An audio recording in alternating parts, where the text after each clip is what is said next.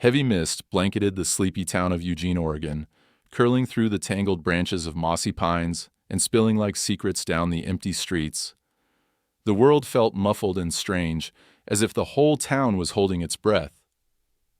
At the edge of Maple Street, a battered old Corolla idled quietly in front of a small, weathered house that looked as though it had been standing guard for 100 years. Its paint was peeling, the porch sagging, but the porch light above the door glowed stubbornly against the gloom. Allie Hastings sat behind the wheel, her grip tight on the steering wheel. She hadn't slept in 36 hours, and her nerves were strung taut as piano wire. Moose, her enormous German Shepherd mix, shifted anxiously in the passenger seat, nudging her elbow with his wet nose. The dog's yellow eyes flicked from her face to the fog-shrouded yard, picking up every rustle, every movement. It was as if Moose could sense the invisible weight Allie carried, like she'd brought the storm inside with her. She forced herself to move, gathering her duffel bag and sliding her phone into the pocket of her faded jeans. With a deep breath that rattled in her chest, she pushed open the car door, the hinges shrieking in the silent morning. Every step up the walkway felt like she was wading through wet concrete. Her sneakers squeaked on the warped boards of the porch, and she paused, hand hovering over the knob. Moose pressed close to her leg, tail low, hackles prickling. The air was thick, heavy with the memory of her grandmother's rose bushes, now just thorny skeletons. Allie's heart hammered. She hadn't seen this house since the funeral. It had sat empty for months, waiting for her, like a wound that refused to heal. She dug out the keys, still taped to an old grocery store rewards card, the label faded from years of use. Her hand shook as she slid the key into the lock. The door groaned open, and the scent of dust and lavender hit her. 1,000 memories pressed between the floorboards. Moose pushed inside first, sniffing every corner, nose twitching. Allie lingered on the threshold, the bag slung over her shoulder, one hand gripping the porch railing so tightly her knuckles turned white. She hesitated, looking out into the street, no one around. Still, she felt watched. Goosebumps crawled up her arms. Then, her phone buzzed in her pocket. She jumped, nearly dropping her bag. Fumbling, she pulled it out. No caller ID, just a text. "I know where you are." Her blood turned to ice. She glanced at Moose, whose ears had snapped up, his body rigid with attention. "We'll be okay, right?" she whispered, her voice barely a tremor. Moose nuzzled her hand, as if to say he'd protect her with his life. Allie quickly locked the door behind her, heart pounding against her ribs. She moved through the house with haunted steps, flicking on lights as she went, every bulb humming in protest. The living room was just as she remembered, doilies on the armchair, a crocheted blanket tossed over the back of the couch, a faded family portrait on the mantel. But the silence was different now. It wasn't the peaceful hush of childhood summers, but a tense, watchful stillness, like the house itself was holding secrets. Allie tossed her bag onto the worn armchair and let herself collapse onto the couch, hands trembling. The porch light flickered, casting strange shadows on the walls. Her grandmother used to say, "If you're ever scared, just leave it on. It'll protect you." Allie tried to believe it, but the past loomed large, pressing in from every corner. Moose circled the room, finally settling at her feet. His eyes never left the door. "You're safe," she told herself. "No one knows you're here." But the text burned in her mind. Why did she leave Phoenix without saying goodbye? The question clawed at her. She had run, left everything behind, her nursing job, her friends, her entire life. She hadn't even told her mother she was coming back to Eugene. Only Moose knew the real story, the one she tried to bury every night she couldn't sleep. Rain began to drum on the roof, a hard, insistent tapping that seemed to echo her fear. The wind rattled the old windows. Somewhere in the distance, a siren wailed. Brief, mournful, gone as quickly as it came. The sense of unease grew, wrapping around her chest like a vice. She stared at the text message, thumb hovering over the screen. Delete it? Call the police? No, she couldn't explain. Not yet. Not without dredging up everything she'd tried so hard to leave behind. Moose whined, low and urgent. "It's okay, Moose. I'm just tired. That's all.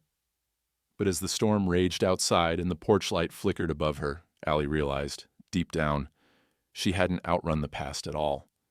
She'd just brought it with her, hiding in the shadows, waiting for the right moment to pounce. And somewhere out there, someone knew she was home. Morning came slowly, gray and heavy. Allie sat at the little round kitchen table, hands cupped around a chipped mug, the scent of black coffee cutting through the dampness still clinging to the air.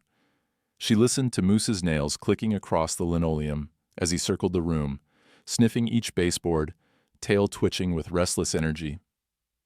The old house creaked in the wind, every sound sharp in the quiet, like even the walls were waking up after months of silence. It was supposed to be a fresh start. That's what she told herself as she scrolled through job listings in her inbox, most of which she didn't qualify for or couldn't stand the thought of doing. But a week after her arrival, she managed to find work at a downtown bookstore. Just enough hours to keep the lights on, not so many that she'd draw attention. In the afternoons, she volunteered at the free clinic, folding towels, restocking shelves, occasionally slipping into a room to take a patient's blood pressure when the nurses got swamped. She became a ghost in her own life. Move, breathe, smile, nod. Don't ask, don't answer. Her world narrowed down to the stretch of sidewalk between her grandmother's house, the bookstore, and the clinic. Each day followed the same rhythm: open the shop, organize the display table, sweep the floors. The other employees were polite but distant. Allie was just the new girl with a southern twang and a tendency to keep her head down. None of them pressed for details, and she offered none. Moose adapted to the new routine with a wary, hyper-alert grace. Every morning he walked her to the bookstore, watching every car, every stranger. At the shop, he waited for her in the tiny, overgrown yard out back, refusing to leave his post until she emerged. In public, he pressed close to her hip, a silent guardian. He growled if anyone got too close, especially men, especially after sunset. The only time his ears relaxed was at home, stretched across the faded rug, while Allie read old paperbacks or stared blankly at the television. The locals noticed them, of course. Eugene wasn't Phoenix. People nodded on the street, asked if she was new in town, commented on Moose's size and how he looked like he could wrestle a bear. Some gave her a wide berth after seeing Moose bristle at their approach, but most found her odd yet kind. The girl who never took off her sunglasses, who flinched when the bell above the shop door rang too loudly, who seemed to come out of nowhere with a beautiful but battered dog and a haunted look in her eyes. She avoided questions with easy, practiced lies. "Oh, just moved here for a change of pace. My grandmother left me her place. Figured it was time to slow down. No, I'm not married. Just me and Moose." Each answer felt like another stone in her pocket, weighing her down, but it was easier than the truth. Nights were the hardest. As dusk settled, the world beyond her porch faded into mist. She always left the porch light on. An old habit her grandmother insisted on, passed down like a secret. If you're ever scared, just leave it on. It'll protect you. Allie clung to that ritual, even though she was grown, even though logic told her. A 60-watt bulb couldn't keep anything truly dangerous at bay. It brought a flicker of comfort. She'd catch herself watching the light flicker through the window, a beacon in the fog, convincing herself that it was enough. But inside, she could feel the past pressing in at the edges. Old nightmares resurfaced, doors rattling, angry voices, Moose whining in fear, her own hands shaking as she tried to pack a bag in the dark. Every sound in the house became suspect. The pipes knocking, a branch scraping the roof, her own breath echoing too loudly. Moose was always the first to notice. Sometimes he'd plant himself at the door, fur bristling, eyes locked on some invisible threat. Other nights, he'd curl up at the foot of her bed, refusing to move even when she begged him to give her space. One evening, she watched Moose stare at the shadows just beyond the porch, his whole body rigid, a low growl simmering in his throat. She followed his gaze but saw nothing, just the wet street and the dim outline of her neighbor's house. Still, it unsettled her. She locked every window, double-checked the deadbolt, left the light burning all night long. Sleep came in fits and starts, broken by the recurring terror that she'd wake up and find everything she'd built, however fragile, had been snatched away again. Despite the constant undercurrent of anxiety, there were moments that almost felt normal. Saturday mornings at the farmer's market, Moose trotting at her side, the vendors calling out the price of fresh cherries and honey, the rhythm of folding laundry at the clinic, the easy banter with Maria, the nurse who swore by lavender tea, the soft bell at the bookstore, the scent of old paper and wood polish. Sometimes she'd catch herself laughing at a silly joke or humming along to the radio as she made soup in the tiny kitchen, and the ache in her chest would loosen just a little. But normalcy was always fleeting.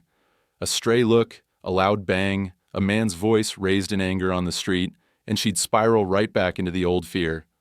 Every evening she watched Moose as he watched the world, his senses tuned to every possibility. He was her mirror, tense, vigilant, both of them pretending at peace while waiting for the next storm to break. One rainy Tuesday, she returned home to find the porch light had gone out. She stopped cold on the steps, heart pounding, convinced for a moment that it was a sign, something terrible had found her. But Moose nudged her leg, sniffed the bulb, and gave a huff, as if to say, "It's just a bulb, Allie." She laughed shakily, changed the light, and stood on the porch for a long time, watching the shadows shift across the street. She felt Moose pressed close to her, a living shield, his presence both comfort and reminder of everything she'd survived. Still, in the quietest hours of the night, with the porch light burning against the dark, Allie sometimes wondered if she'd ever truly be safe again, or if she was only ever one step ahead of what she'd tried so hard to leave behind. The wind picked up just as Allie closed the bookstore for the night, rattling the old windows and sending a swirl of damp leaves across the sidewalk. She pulled her jacket tighter around her, glancing up at the bruised sky.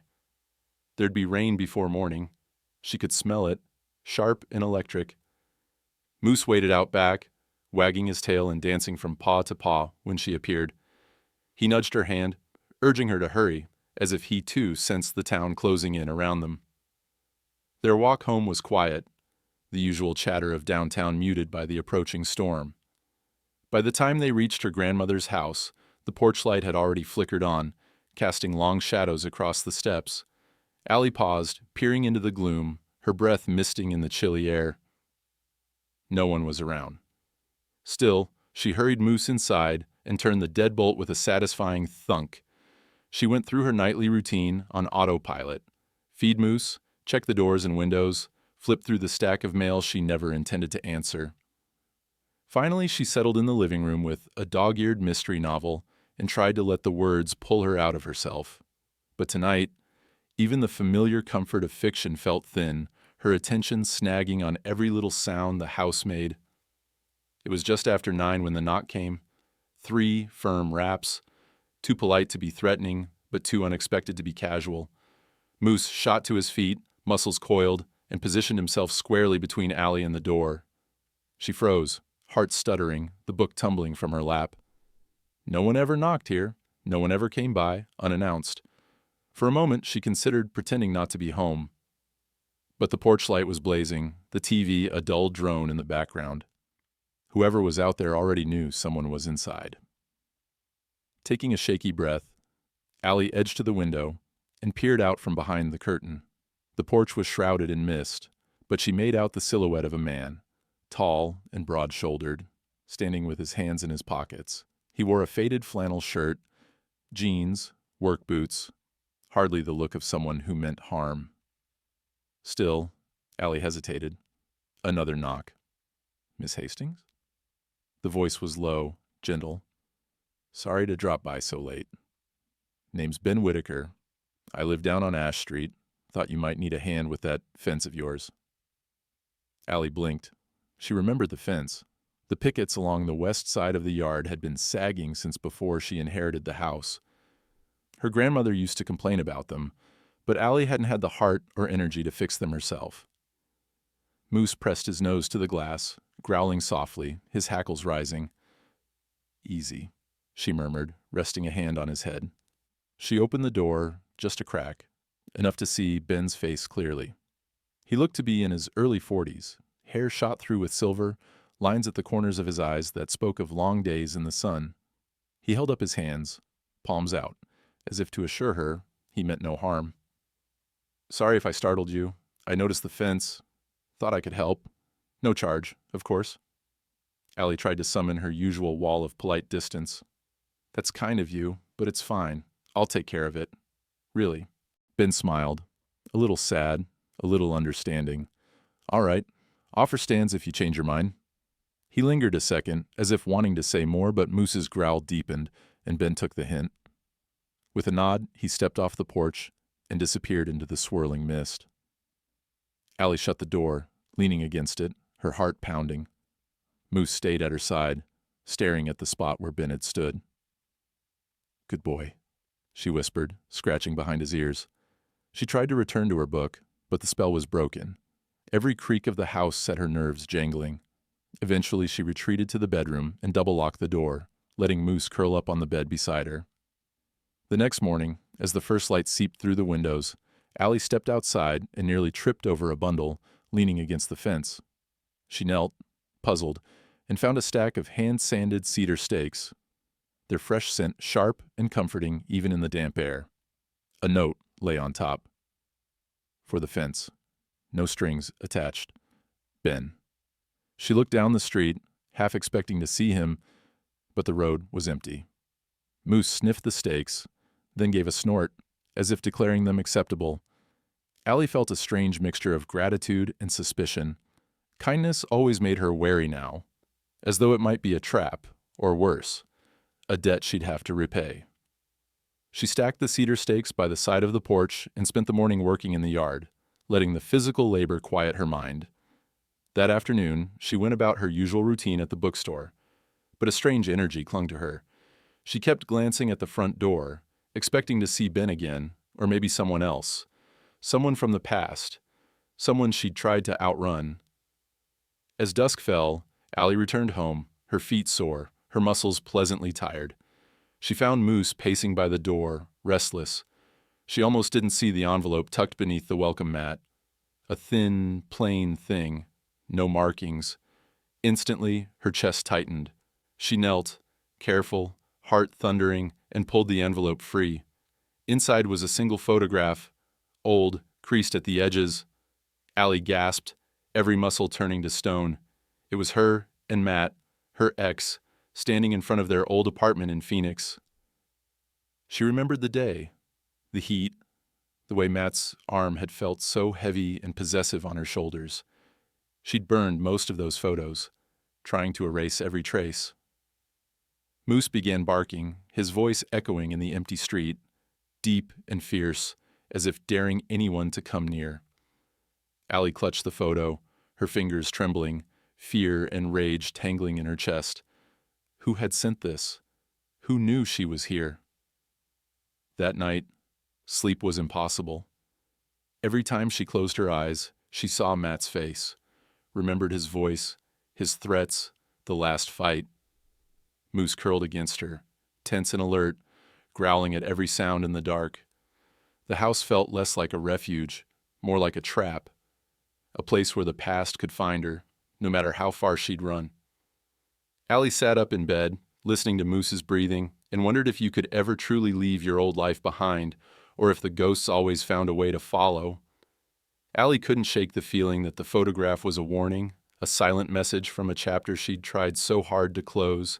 She hid it deep in a kitchen drawer, beneath stacks of old takeout menus and unopened mail, but the image of her and Matt haunted her every time she reached for a spoon. Moose, sensing her tension, rarely left her side. And when night fell, he stationed himself at the front door, his broad chest rising and falling, his eyes alert for shadows that never seemed to settle. Yet, life in Eugene moved forward. Days stretched into weeks. Spring crept in, pushing green shoots up through the cracks in the sidewalk, scattering cherry blossoms on the hood of Allie's battered Corolla. At the bookstore, the regulars began to recognize her. She started to remember their favorite authors, learned which customers liked to talk and which preferred a silent nod at checkout. At the free clinic, she found a rhythm, folding towels, labeling drawers, taking a pulse when asked. In those small tasks, her mind found temporary rest. Ben Whitaker began to appear everywhere she went. At first, it seemed like coincidence. He'd show up at the farmer's market with a basket of apples or pass her on the bike path, nodding politely. One Saturday morning, she caught him paying for an elderly neighbor's groceries at the checkout line. Another afternoon, she found him repairing a broken swing at the park, his hands steady and sure as he worked. Each time, his presence was gentle, never overbearing. He smiled when their eyes met, but never pushed for more. Moose, ever the skeptic, watched Ben with suspicion. The big dog would plant himself between Allie and Ben, hackles half raised, gaze unwavering. Ben took it in stride. "He's just doing his job," Ben said one day, crouching a respectful distance away as Moose barked at him in the park. "Looks like you found yourself a loyal partner." Allie couldn't help but smile, despite the unease always lurking just under her skin. "He's saved me more times than I can count." They fell into a kind of delicate dance. Ben would linger, just long enough for a conversation, then let her go with a simple wave. He asked about her grandmother, about how she was settling into the old house, never about her past. When she mentioned working at the clinic, he surprised her by dropping off a donation box of hand-carved wooden toys for the children in the waiting room. One chilly Thursday evening, as she finished her shift at the bookstore, she spotted Ben across the street. He raised a thermos in greeting. "Coffee?" he called, and his voice was as warm as the steam rising from the lid. Allie hesitated, glancing at Moose, who stood sentinel by her side, then nodded. They sat on a park bench, the three of them, Ben at one end, Allie at the other, Moose wedged protectively between. The town glowed gold and blue as the sun dipped below the horizon. Ben sipped his coffee in comfortable silence, letting Allie take the lead if she wanted to speak. Finally, she ventured a little about herself. Safe topics, nothing that could touch the truth. "My grandma always said this town was magic in the spring. She loved the market." Ben grinned. "She was right. I used to see her walking Moose when he was just a pup.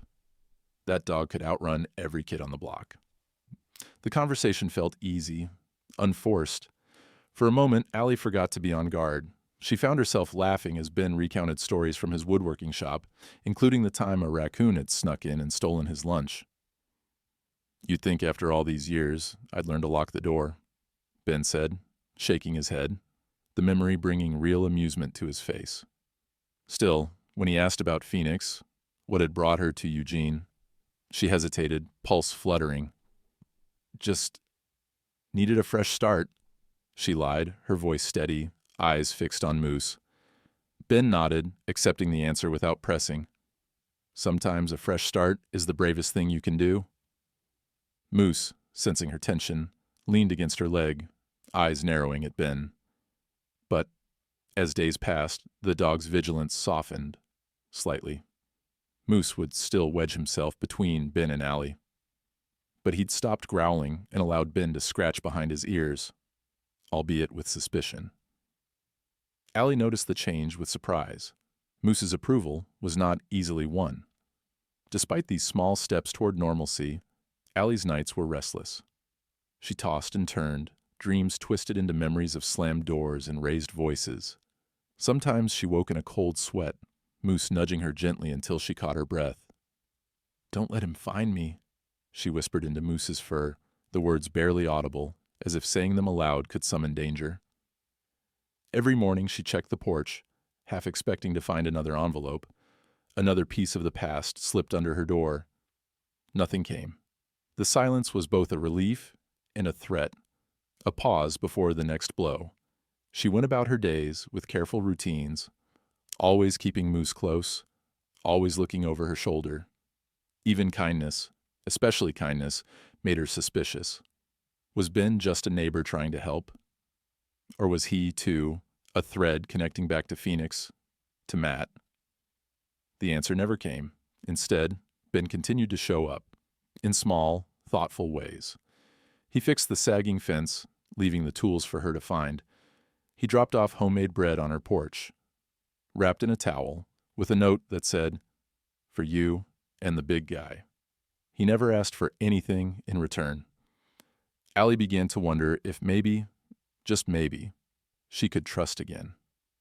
One rainy evening, after a long shift at the clinic, Allie walked home with Moose beside her and found Ben waiting on her porch, an umbrella in one hand and a worried look on his face. "Heard you had a rough night," he said, nodding towards the police cruiser she'd seen drive past the clinic earlier. Allie tensed, but Ben didn't push. Instead, he handed her the umbrella and started down the steps. "Just wanted to make sure you got home safe.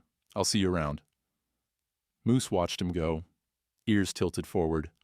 For the first time, Moose didn't bark. Inside, Allie sat on the couch, the umbrella across her lap, Moose at her feet. She realized she was still afraid, but the fear had shifted. It wasn't just of being found, it was of letting anyone get close enough to care. She fell asleep with the porch light glowing outside. Moose sprawled across her feet, and for the first time since she'd left Phoenix, her dreams were quiet, haunted not by threats, but by the possibility that kindness could be real, and the past, for a little while, could wait outside in the rain. The house was unusually quiet that Sunday morning. A gentle, misty rain swept across Eugene, softening the edges of every sound. Allie moved through the rooms as if suspended in water, her thoughts slow and heavy. Moose shadowed her closely, his nose brushing her thigh as she drifted from kitchen to living room to the small, cluttered bedroom at the end of the hall. Each window she passed held a mirror of her life, a stack of unopened bills, the faded crocheted throw on the couch, a photo of her grandmother smiling, arms around a younger, braver Allie.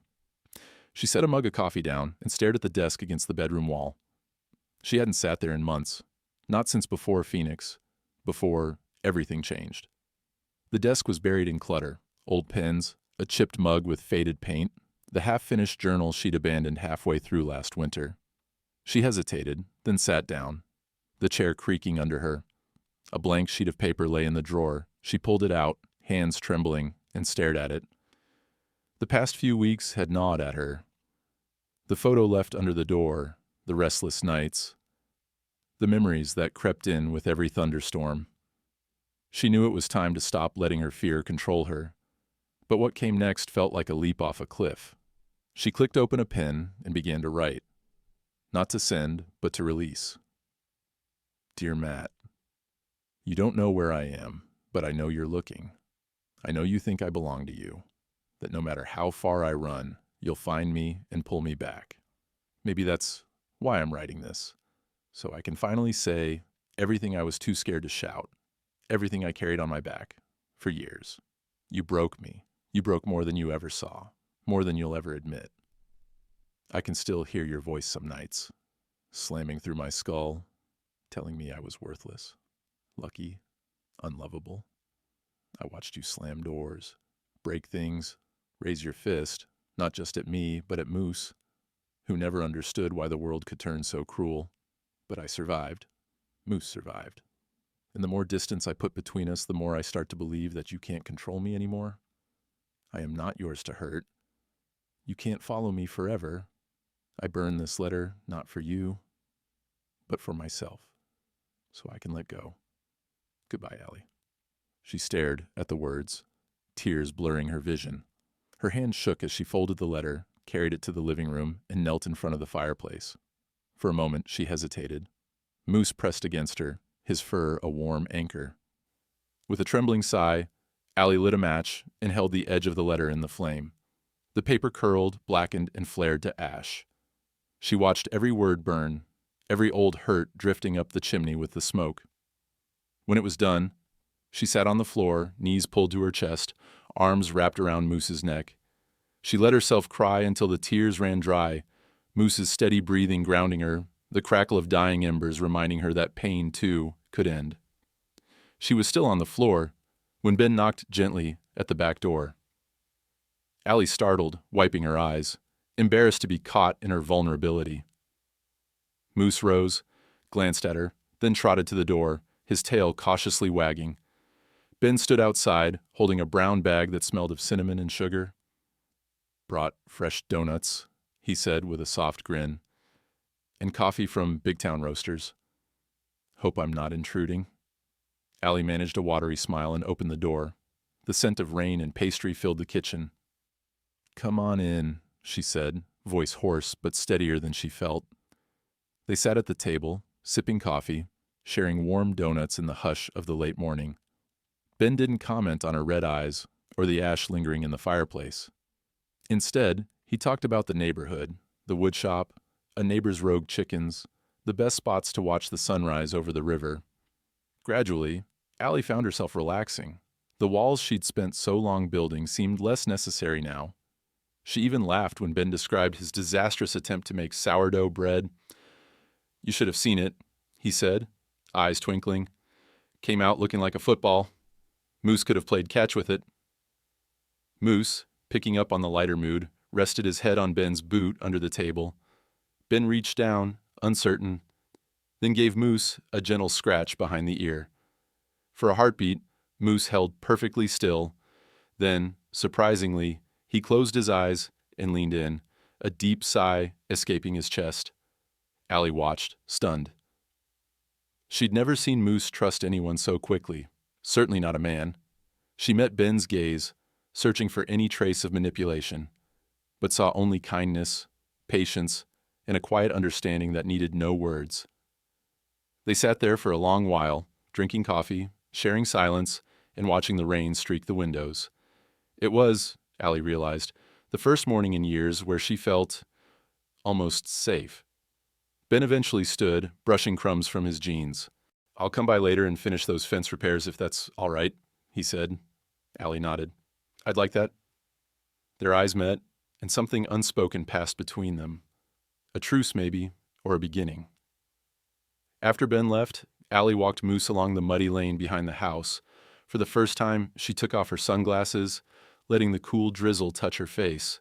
She greeted neighbors, nodded to strangers, let Moose lead her to the edge of the river where wildflowers bloomed in chaotic bursts of color. Moose chased a squirrel, splashed through puddles, barked at a heron. Allie laughed, the sound rusty and strange but honest. That night, she sat by the fireplace again, this time with her grandmother's old quilt draped across her knees and Moose at her feet.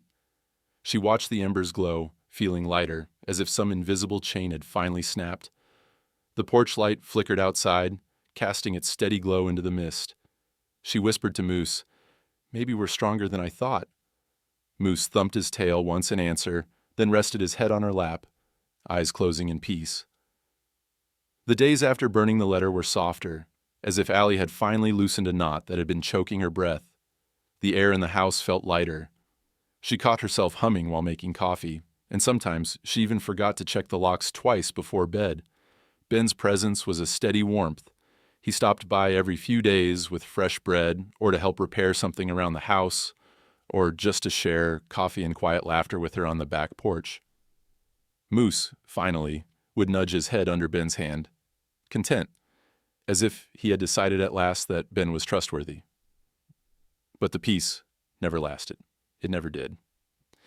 One morning, as Allie walked down the porch steps to retrieve the newspaper, she stopped in her tracks.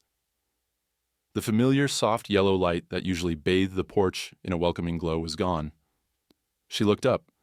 Glass shards glinted on the step, and the bulb hung in jagged fragments from the fixture, smashed. For a moment, she simply stood there, clutching the cold railing, her mind blank with shock. Then fear swept in, cold and overwhelming.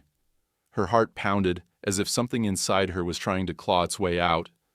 Moose was already on alert, pacing and sniffing the broken glass, his ears flat and his tail stiff. Allie crouched to gather the pieces, hands shaking. The bulb had been shattered deliberately.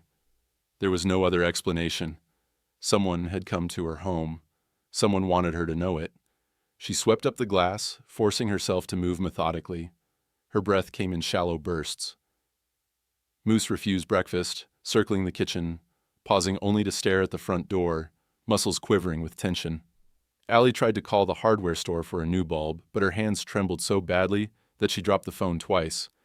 Even the walls of the old house seemed to close in on her, the shadows gathering thicker and deeper. At work, she faked a smile. She shelved new releases at the bookstore, chatted with customers about summer reads, all while her mind replayed the sight of the smashed porch light. Each time the bell above the shop door jingled, she jumped, her heart leaping into her throat. Was it Matt? Was he already here, watching her from across the street? She couldn't stop her eyes from darting to the windows, searching every unfamiliar face for a flicker of recognition. At the clinic, Maria asked if she was all right. Allie lied, said she was just tired. She forced her hands to steady as she sorted bandages, but the fear wouldn't loosen its grip. All day, she replayed every detail. Had she locked the windows, closed the back gate, left anything outside that could give her away? That night, rain pelted the house, filling the gutters with a steady rush. The power flickered once, twice, then steadied. Allie sat on the couch, Moose at her feet, her nerves stretched tight. She couldn't shake the sensation that someone was outside, just beyond the reach of the lamplight. She left every light in the house blazing, even the one in the laundry room. Her eyes flicked from window to window, searching for movement in the darkness. Around midnight, as she finally started to drift into a restless sleep, there was a tap at the window.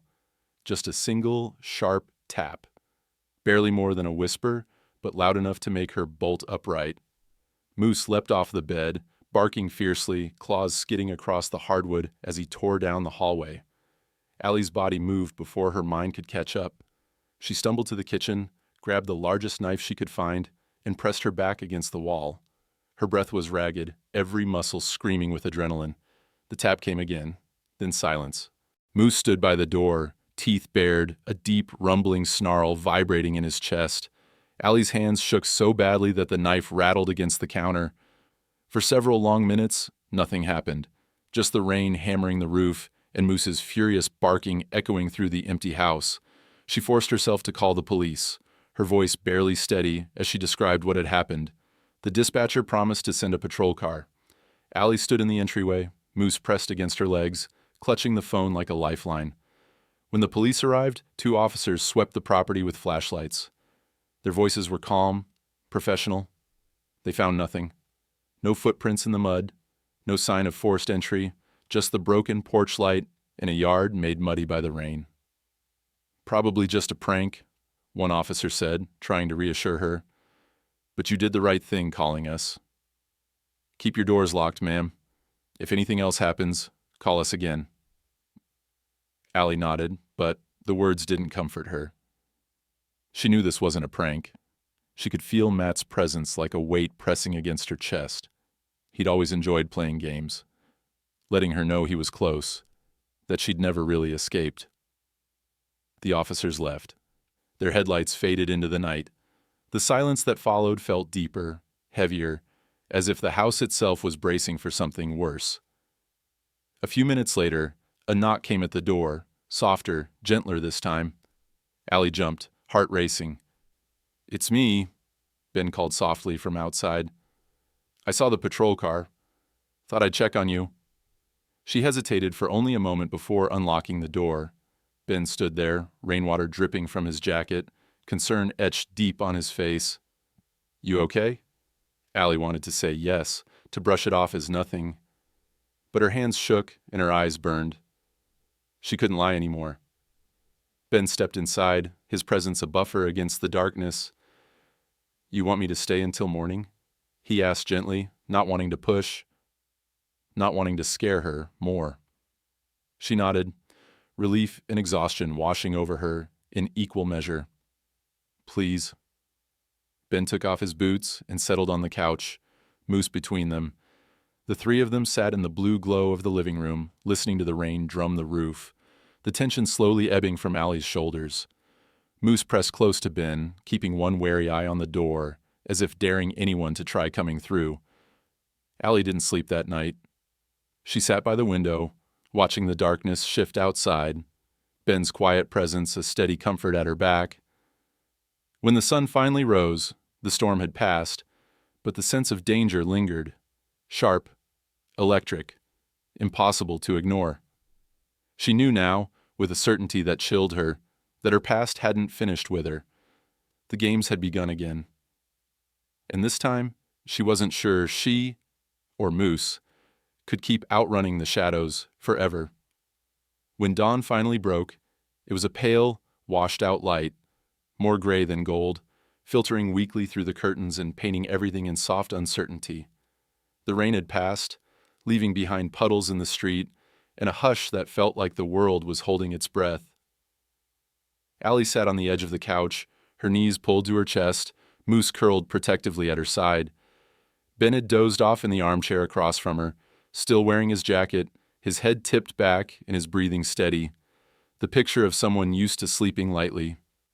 Allie watched Ben for a long time, grateful for his silent company and for the simple, ordinary presence that made the house feel less haunted. She'd spent so long holding everything in, convinced that the only way to stay safe was to stay silent. But the events of the night before, the smashed porch light, the tap at the window, Moose's relentless barking, the police finding nothing, had shifted something inside her. She was tired of pretending, tired of being afraid, tired of carrying secrets that pressed on her lungs like stones. When Ben finally stirred, the sun had begun to peek through the mist, brightening the living room. He stretched quietly, careful not to disturb the peace, and gave her a gentle smile. "Morning," he said softly, rubbing his neck. "You get any sleep?" Allie shook her head, voice thin. "Didn't want to close my eyes." Ben nodded, as if he understood everything she wasn't saying. He leaned forward, elbows on his knees, and waited, not pushing, not prying, just there. Moose lifted his head, yawned, and laid his chin on Allie's knee, as if to tell her it was okay to speak. For a long time, the only sound was the soft ticking of the old wall clock and the distant call of a mourning dove. Finally, Allie exhaled, a shaky breath that felt like the beginning of a confession. "I haven't told you everything," she began, her voice low, "about why I left Phoenix, why I came here." Ben watched her, eyes kind, his expression open and free of judgment. She picked at the hem of her sleeve, unable to meet his gaze. "Matt, my ex. We were together for 3 years. He was charming at first, funny, smart, generous. He made me feel like I was the only person in the world, but it changed. Little things. He started controlling what I wore, who I talked to, where I went. It got worse over time. He isolated me from my friends, my family. He'd shout, slam doors, punch walls. I was always on edge, always apologizing for things that weren't my fault." Ben nodded, not interrupting, his posture relaxed and attentive. Allie's hands twisted in her lap, knuckles white. The last straw was Moose. He'd always been protective, but gentle, too. One night, Matt got angry, over nothing. Moose growled, just a warning, and Matt, he hit him, hard. I'd never seen Moose scared before, but he was. That night, while Matt was passed out, I packed a bag and left. I didn't even say goodbye to anyone in Phoenix. I just drove.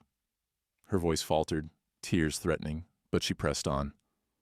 I thought, if I came here, if I kept my head down, if I didn't tell anyone where I was, maybe I'd be safe. But then the text started, the photo, the porch light. I know it's him, Ben. I know he's trying to scare me, to let me know he can still reach me, no matter where I run. For a moment, Ben said nothing, letting the truth settle between them like dust in a sunbeam. Then he spoke, his voice steady and warm. You don't have to explain anything to me, Allie. I can't imagine what you've been through. But you're not alone. Not anymore. Moose seemed to sense the shift in the room. He sat up, pressing himself between Ben and Allie, his head moving back and forth as if claiming them both. Allie managed a shaky smile, running her hand along Moose's back, grateful for his solid, unyielding presence. Ben leaned back, thinking, we can call the police again, tell them everything. Or we can talk to a lawyer, get a restraining order if you need one. Whatever you want, I'll help you. But you don't have to decide right now. Allie swallowed, feeling a weight lift from her chest. For the first time in a long while, she didn't feel like she was drowning in her own secrets. She felt seen, understood, and not judged. They spent the rest of the morning together. Ben made breakfast, frying eggs and toast with a confidence that made Allie smile for the first time that day. Moose patrolled the house, still wary, but a little more relaxed with Ben around. After breakfast, Ben helped her install a new porch light, this one with a motion sensor, and walked the perimeter of the yard, checking locks, measuring for a taller fence. As the afternoon wore on, Allie found herself telling Ben more about her nursing job in Phoenix, her favorite old movies, her grandmother's quirks and stories. The more she spoke, the easier it became, as if the words had been waiting for years to find a place to land. When evening approached, Ben stood to leave. He hesitated at the door, searching her face for any sign of fear. "Are you going to be okay tonight?" he asked. Allie nodded, confidence growing. "I think so. For the first time, I actually believe it." Ben smiled, then glanced at Moose. "You'll keep an eye on her, right, big guy?" Moose wagged his tail, offering Ben a soft woof in reply. After Ben left, Allie stood on the porch for a long time, watching the motion light flicker on and off as the sun set behind the pines. The air was cooler now, the world freshly washed by the storm. She left the door unlocked that night, just once, a tiny act of rebellion against the fear that had ruled her for so long. Moose slept at the threshold, half in the hallway, half on the porch, as if guarding both the past and the future. Allie lay in bed, her eyes fixed on the glow from the porch, a gentle reminder that she wasn't hiding anymore. She felt Moose's steady presence, the warmth from his fur, and for the first time, she drifted into sleep, not with dread, but with a fragile, blooming hope. And in that quiet, uncertain dawn, Allie decided, whatever happened next, she wouldn't face it alone. It was a bright, windy afternoon, a week after Ben had installed the new motion lights and reinforced the fence. Spring had finally arrived in Eugene for real. Fresh green leaves danced in the breeze, and children's laughter echoed down the block.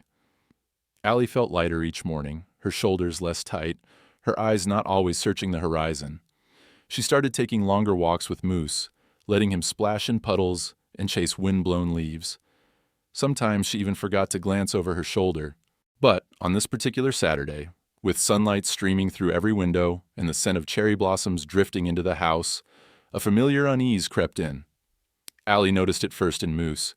He grew restless, pacing from door to window, sniffing the air with a low whine vibrating in his chest. Allie tried to soothe him, but her own nerves were beginning to fray. She busied herself with chores, washing dishes, folding towels, straightening up the living room. But Moose never settled. Just after lunch, there was a knock at the door. It wasn't the friendly, rhythmic tap she'd come to associate with Ben, nor the light, cheerful knock of a neighbor delivering cookies. This was a single, heavy knock, a sound that vibrated through the floorboards and into Allie's bones. Moose was at the door in a flash, body rigid, a deep, guttural growl rumbling in his throat. Allie's heart hammered. She peered through the peephole, expecting to see Ben or maybe Maria from the clinic. Instead, her blood ran cold. A man stood on the porch. He was disheveled, wearing a wrinkled gray jacket and jeans caked in dust. His face was gaunt, eyes shadowed and sharp, but the smirk was unmistakable. Matt. He carried a battered duffel bag over one shoulder, and his stance, casual and defiant, sent a fresh wave of panic rolling through Allie's chest. She couldn't breathe. For a moment she froze, one hand pressed against the door, the other searching blindly for her phone. Moose barked, a warning that echoed through the whole house. Matt shifted his weight, glancing back at the street, then knocked again. Harder this time. "Allie?" His voice was falsely warm, as if he was asking for directions. "Hey, you in there? I got turned around, thought I'd stop and see if I could get some help." He leaned forward, squinting at the porch light, the motion sensor blinking as he moved. "Wow. Nice place you got here. Not as fancy as Phoenix, but cozy." Every instinct screamed at Allie to run, to hide, to vanish. But Moose planted himself between her and the door, muscles tense, hackles raised. He let out another bark, louder, sharper, making it clear that this was no place for strangers. Allie fumbled her phone, dialing 911 with shaking hands. "I know you're in there," Matt called, the friendly tone dissolving into impatience. "Come on, Allie, we need to talk. I just want to see you." But she heard the edge in his voice, the threat beneath the pleading. All the old fear surged back. Memories of slammed doors, angry fists, nights spent trembling in the dark. But this time, something inside her held firm. She wasn't the same woman who had run away in the dead of night. She wasn't alone. She pressed her back to the wall, steadying her breathing. Moose was locked on Matt, barking again, teeth bared. Ben's number was next on her phone. She hit call, her voice barely more than a whisper when he answered. "Ben, he's here. Matt's at my door. Please, hurry." Ben's response was instant. "I'm coming. Stay inside. Don't open the door. I'm calling the police too." Allie stayed put, heart pounding as Matt paced the porch. He rattled the door handle, then leaned down, peering through the window with a twisted grin. "Allie, don't do this," he called, voice rising. "Don't make me come looking for you. I just want to talk. That's all." Moose's growling grew louder, more insistent. Allie was trembling, but this time she didn't back away from the door. She squared her shoulders, feeling Moose's strength beside her. She shouted, "Leave now! The police are on their way!" Matt's face twisted with anger. "You're making a big mistake. You can't hide from me forever." Suddenly, footsteps thundered on the porch steps. Ben, breathless and wild-eyed, appeared at the edge of the yard. "That's far enough," Ben yelled, positioning himself between Matt and the door. "Leave her alone. Get off this property. The police are coming." Matt sneered, taking a step forward. "Who the hell are you?" "This is none of your business, man." "It is now. Walk away," Ben commanded, voice like steel, "or you're going to regret it." Matt's eyes darted between Ben and the house, weighing his options. Then, in a sudden, reckless move, he lunged toward Ben. Moose exploded through the door before Allie could even react, the dog's protective instincts unstoppable. With a furious snarl, Moose lunged, snapping at Matt's arm, forcing him back and away from Ben. Matt staggered, swearing, clutching his jacket where Moose had bitten him. Ben stepped between them, ready for a fight, but Moose's ferocity had already forced Matt to back down. Sirens wailed in the distance, growing louder by the second.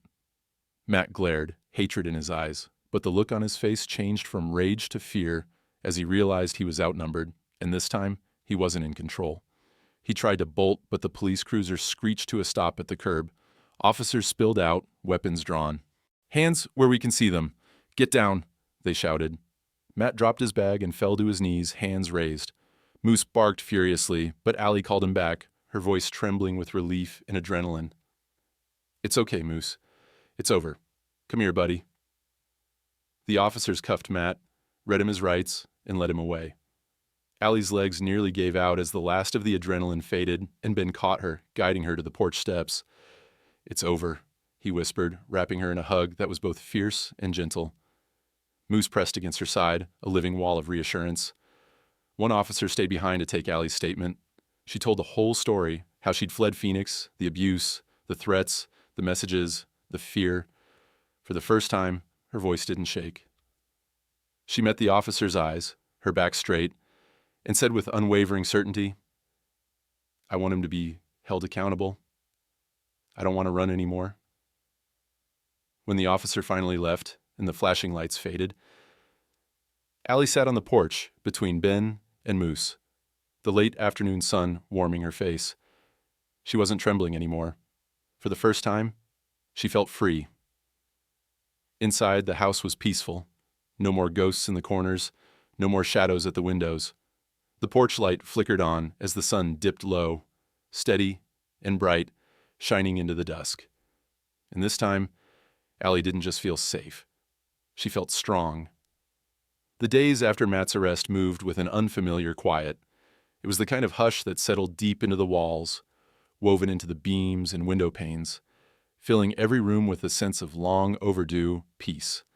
Allie woke each morning to the gentle hush of wind through budding trees and the slow, steady rhythm of Moose's breathing beside her bed. She listened for sounds she'd grown used to, her own heartbeat hammering in her chest, the ache of fear in her shoulders, the shadow of footsteps outside her window. But they didn't come.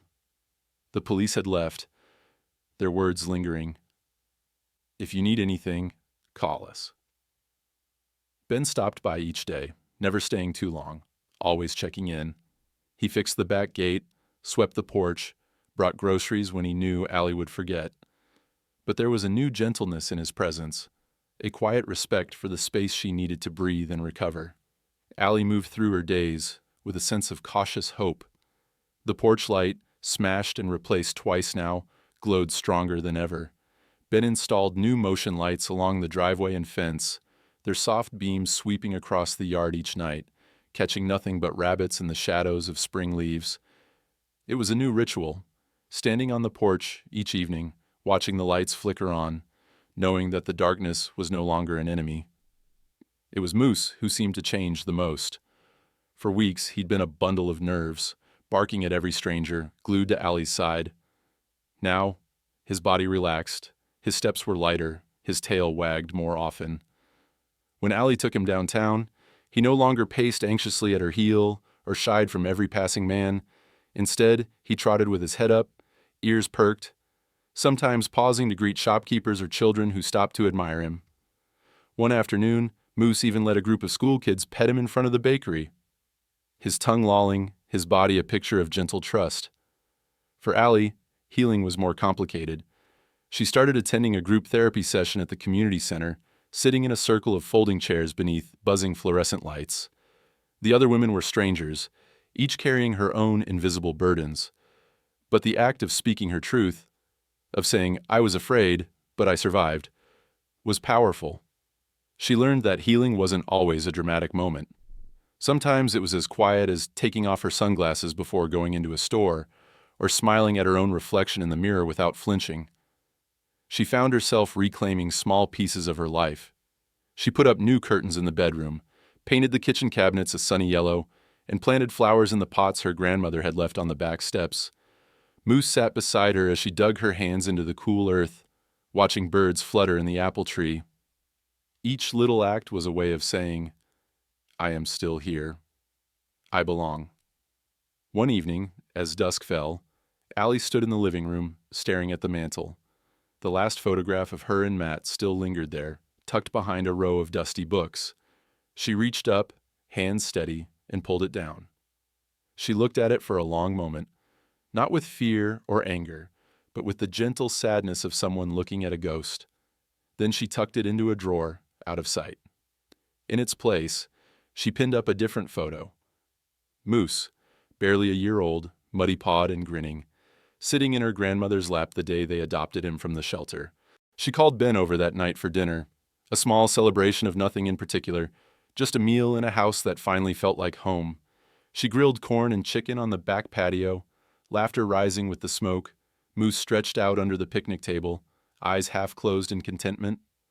Ben noticed the new photo and smiled. "He looks happy," Ben said, nodding to the picture.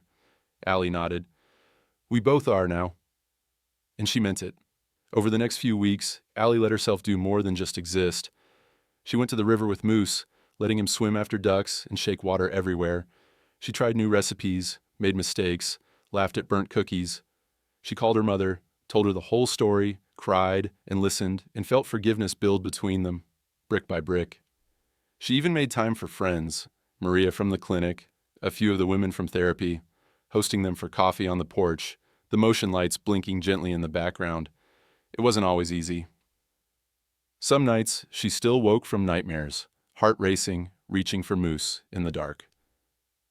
There were moments, especially when the wind rattled the windows, or a car backfired on the street, when old fear surged up like a storm. But now, she had tools. Breathing exercises from therapy, a growing network of support, Moose's solid presence, Ben's steady reassurance. One Saturday morning, Allie joined a local charity walk downtown. It was a small event, just a handful of people and their dogs, weaving through the city park, raising money for the shelter where she'd adopted Moose.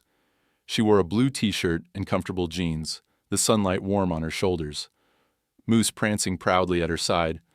For the first time in years, she felt comfortable in a crowd, unafraid of being seen. At the finish line, she ran into the officer who'd taken her statement the day Matt was arrested. The officer greeted her warmly, asked about Moose, and told her, "You did everything right. We're glad you're still here." That night, as she prepared for bed, Allie turned off all the lights in the house except the porch light. She stood at the window, watching it cast its steady beam across the yard. Moose sat beside her, calm and content, his eyes following a moth fluttering in the glow. She whispered, more to herself than to him, "Healing isn't always loud, is it, Moose?" Moose licked her hand, tail sweeping the floor, his answer as certain as the sunrise. With a deep breath, Allie let the quiet settle around her. The fear wasn't entirely gone, and maybe it never would be, but it no longer ruled her life. In its place was something stronger: hope, patience, and the hard-won peace that came from surviving. She felt the warmth of her home, the kindness of her friends, the safety she'd built for herself, and realized that every small step mattered. She went to sleep with her door unlocked. Moose sprawled across the threshold, and for the first time in a long time, she dreamed not of running or hiding, but of open fields, laughter, and light. Spring edged toward summer in Eugene, painting the town in green and gold, the riverbanks overflowing with wildflowers, and the days stretching longer into soft, lavender evenings. For the first time since she'd inherited the house, Allie welcomed each sunrise and every nightfall. Her world had become bigger, fuller, and brighter, not because the shadows had disappeared, but because she'd learned how to meet them head-on, porch light blazing, heart open to every uncertain tomorrow. It started with small gatherings. The first weekend in June, Allie hosted a backyard barbecue. She'd never thrown a party before, not in this house, not since childhood. The idea made her anxious at first, but Maria encouraged her, and Ben arrived early to help string paper lanterns along the fence. Allie moved carefully at first, as if she might break the fragile peace she'd finally found. But the laughter of her new friends, the sizzle of corn on the grill, the gentle strumming of a neighbor's guitar, all of it braided together into something stronger than fear. Children raced through the yard, chasing bubbles and each other, while Moose, once so wary, basked in the shade beneath the picnic table, allowing little hands to pet his broad back.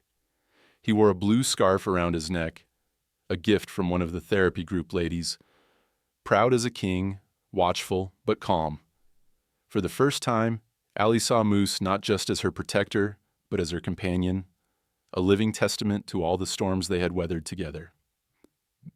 As the sun dipped behind the trees, painting the sky in shades of tangerine and violet, Allie stood at the head of the table, a glass of sparkling cider in her hand. The porch light flickered on above her, steady and bright, casting its warm halo onto the faces of everyone she'd come to trust. She felt Ben's hand slip gently into hers beneath the table, his quiet support grounding her as she took a breath to speak. "I want to thank you all for being here tonight," she began, her voice clear, ringing out into the dusk. "When I first came back to this house, I felt lost and scared.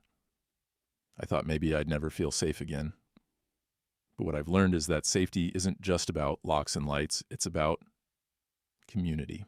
It's about the people who look out for you, the friends who become family, and the small moments of kindness that guide us home, even when we're too scared to look." She paused, her eyes shining with gratitude and emotion. "So tonight, I want to make a promise. The porch light on this house will always be on, not just for me, but for anyone who needs to find their way home, neighbors, friends, or even strangers who might be a little lost. If you ever need a safe place, a meal, or just someone to listen, my door is open. I know what it means to walk through the darkness. And I know how much difference a little light can make."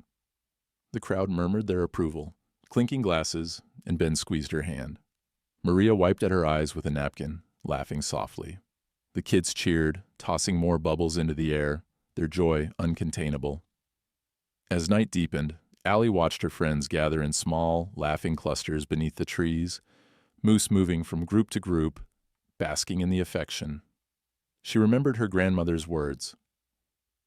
"If you're ever scared, just leave the light on. It'll protect you." It was true, but not in the way Allie once believed. The light outside her door was a beacon, but the real safety came from the people she'd let in, the courage she'd found, and the love she'd finally allowed herself to accept. Later, as the guests began to leave, one of the therapy group women lingered on the porch, hesitant. "I'm not sure I'm ready for something like this yet," she admitted, voice trembling. "But seeing you, seeing all of this, it gives me hope." Maybe someday. Allie hugged her, gentle and sincere. Take all the time you need. Just remember, you're never alone. My porch light is for you, too.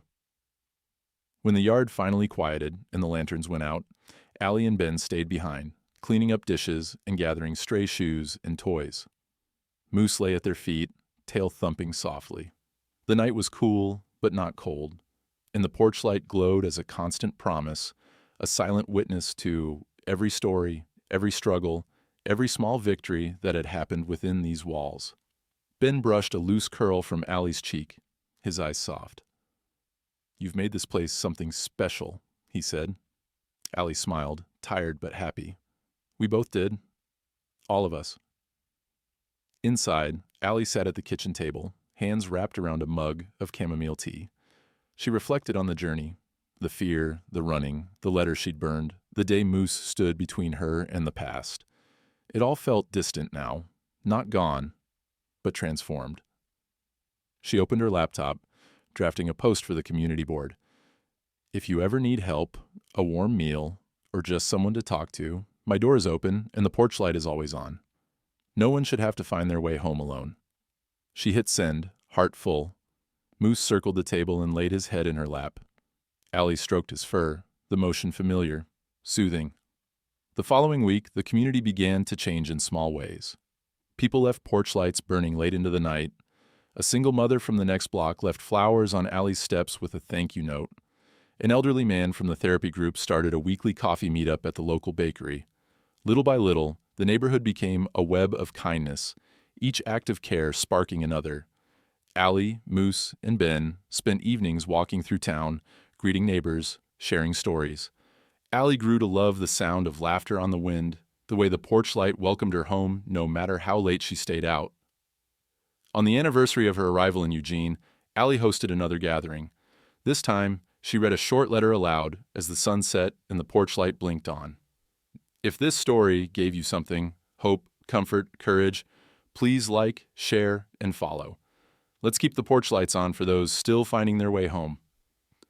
As her friends cheered and Moose barked joyfully, Allie realized she had become the thing she needed most. A beacon in the darkness, a source of hope, a gentle guide for anyone struggling to find their way. The porch light never went out again,